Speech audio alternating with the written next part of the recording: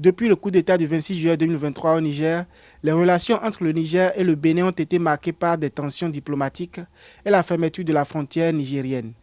Réunis à Cotonou les 20 et 21 juin 2026, après la rencontre du 2 juin 2026 entre les présidents Abdourahmane Tiani et Romuald Wadaï, les deux pays ont engagé des discussions sur la sécurité, la relance de la coopération économique, le transit des marchandises et la réouverture de la frontière. Pour le Niger, pays de plus de 27 millions d'habitants, l'accès au port de Cotonou demeure un enjeu stratégique. Nous avons verrouillé la priorité sécuritaire.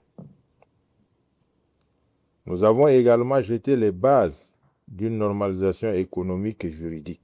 Les principes de l'exonération des taxes sur le transit, de l'interdiction de la mise en consommation, de la révision des charges et du règlement des contentieux sont désormais inscrits dans nos engagements communs. Au-delà des questions sécuritaires, les enjeux économiques sont considérables. Les données officielles montrent que le Niger représentait avant la crise entre 30% et 35% du trafic d'importation du port de Cotonou. Sa contribution au trafic de transit vers l'Interland était encore plus importante, atteignant près de 90%. Chaque année, plusieurs centaines de milliers de tonnes de marchandises empruntaient le corridor Cotonou-Niamey.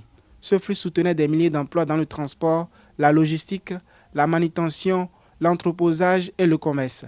Les discussions ont également porté sur la gestion des contentieux, les questions de transit, ainsi que le dossier des 5 fonctionnaires nigériens condamnés au Bénin. Pour les opérateurs économiques, une reprise progressive des échanges pourrait contribuer à réduire les coûts logistiques, fluidifier les chaînes d'approvisionnement et améliorer l'accès au marché dans les deux pays. Au nom de toute la délégation béninoise, mais au nom de nos délégations, parce que je pense qu'après 48 heures que nous avons passées ensemble, nous formons une seule délégation ici avec un seul objectif, refaire naître cet amour et ce lien séculaire qu'il y a entre nos deux peuples, entre nos deux pays. J'ai bon espoir que chacun de nous rendra compte à ces autorités, comme vous l'avez dit, pour une validation formelle, une ratification des conclusions auxquelles nous sommes parvenus. Les conclusions de ces concertations doivent désormais être soumises à l'approbation des autorités des deux pays.